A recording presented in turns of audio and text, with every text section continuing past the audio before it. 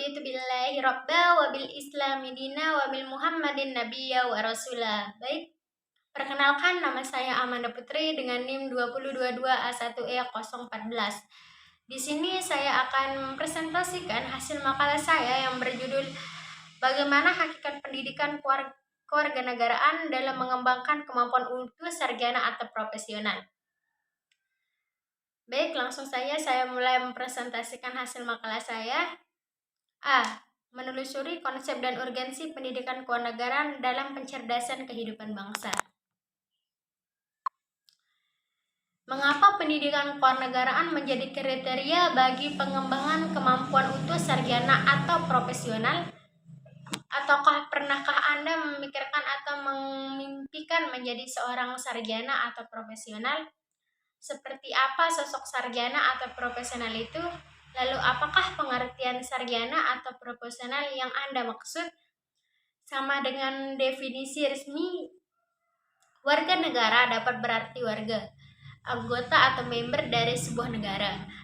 Warga negara adalah anggota dari sekelompok manusia yang hidup atau tinggal di wilayah hukum tertentu yang memiliki hak dan kewajiban.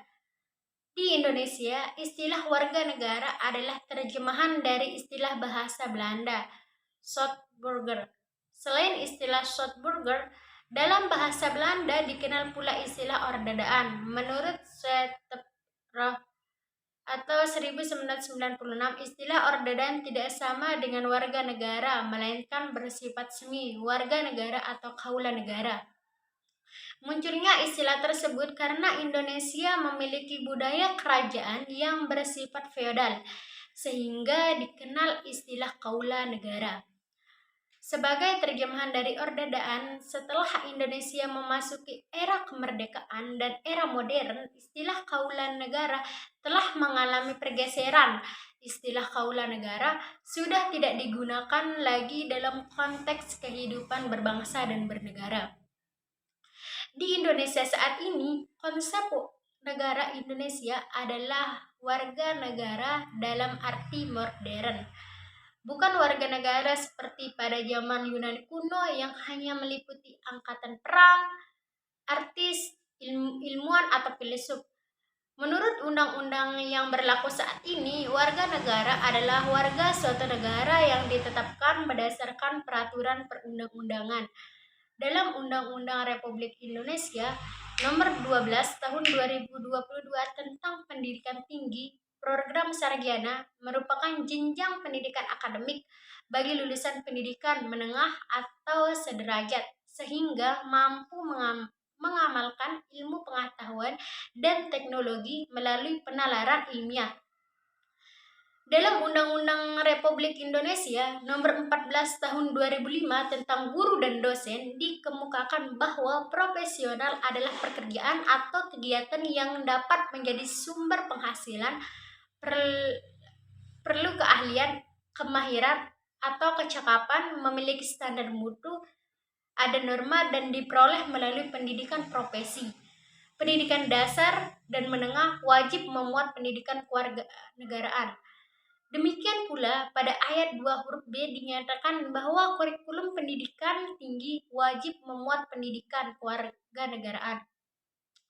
Bahkan dalam Undang-Undang Nomor 12 Tahun 2022 tentang Pendidikan Tinggi lebih eksplisit dan tegas dengan menyatakan nama mata kuliah kewarganegaraan sebagai mata kuliah wajib.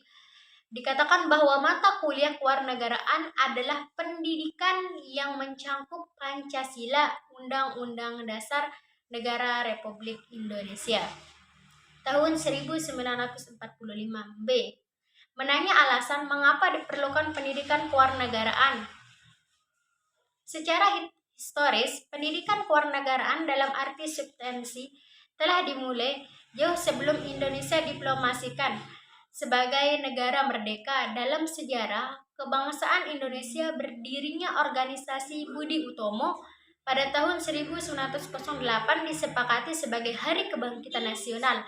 Karena pada saat itulah dalam diri bangsa Indonesia mulai tumbuh kesadaran sebagai bangsa walaupun belum menanamkan Indonesia. Dan pada tahun 1930-an organisasi kebangsaan baik yang berjuang secara terang-terangan maupun diam-diam, baik di dalam negeri maupun di luar negeri, tumbuh bayangkan jamur di musim hujan.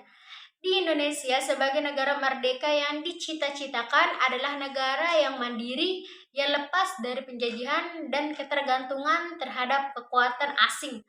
Setelah Indonesia menyatakan kemerdekaan, melepaskan diri dari penjajahan, bangsa Indonesia masih harus berjuang mempertahankan kemerdekaan karena ternyata penjajahan belum mengakui kemerdekaan dan belum ikhlas melepaskan Indonesia sebagai wilayah penjajahannya.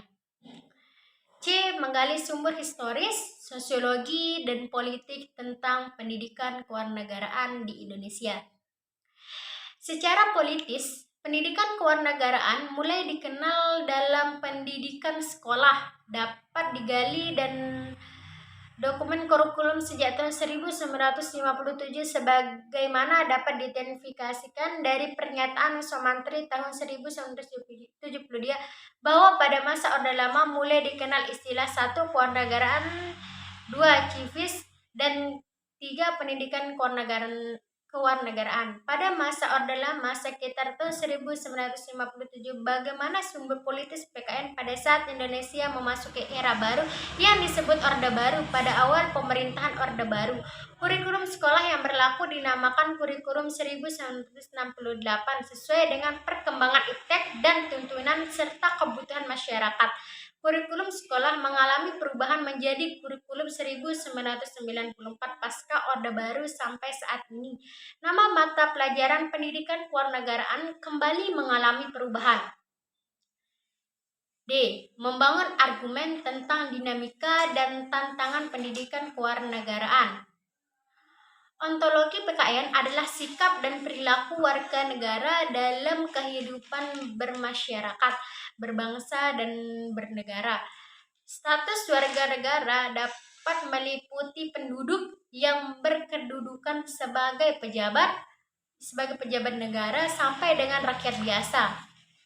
Tentu, peran dan fungsi warga negara berbeda-beda, sehingga sikap dan perilaku mereka sangat dinamis di era globalisasi yang ditandai oleh perkembangan yang begitu cepat dalam bidang teknologi informasi mengakibatkan perubahan dalam semua tatanan kehidupan termasuk perilaku warga negara. Utamanya peserta didik. PKN perlu mendorong warga negara agar mampu memanfaatkan pengaruh positif perkembangan iptek untuk membangun negara, bangsa. Yang mendeskripsikan esensi dan urgensi pendidikan untuk masa depan.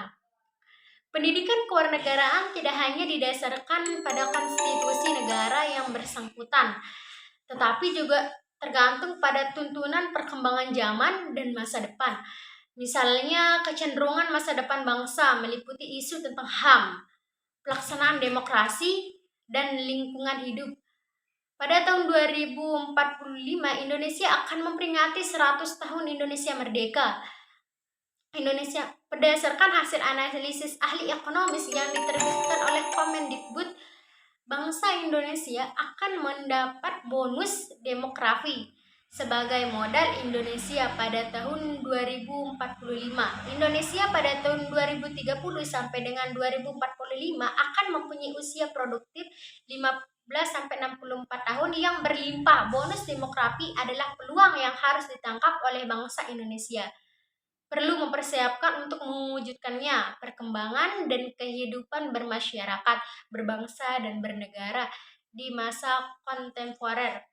Ada pertanyaan radikal yang dilontarkan seperti, benarkah bangsa Indonesia saat ini sudah merdeka dalam makna yang sesungguhnya?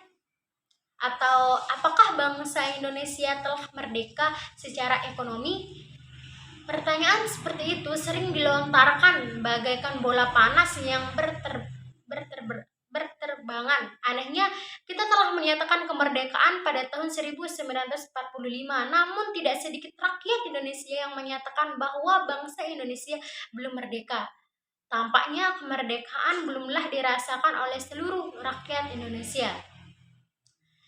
Baik, mungkin Mungkin itu saja presentasi dari saya. Lebih dan kurangnya saya mohon maaf. Wabillahi taufiq walhidayah. Assalamualaikum warahmatullahi wabarakatuh.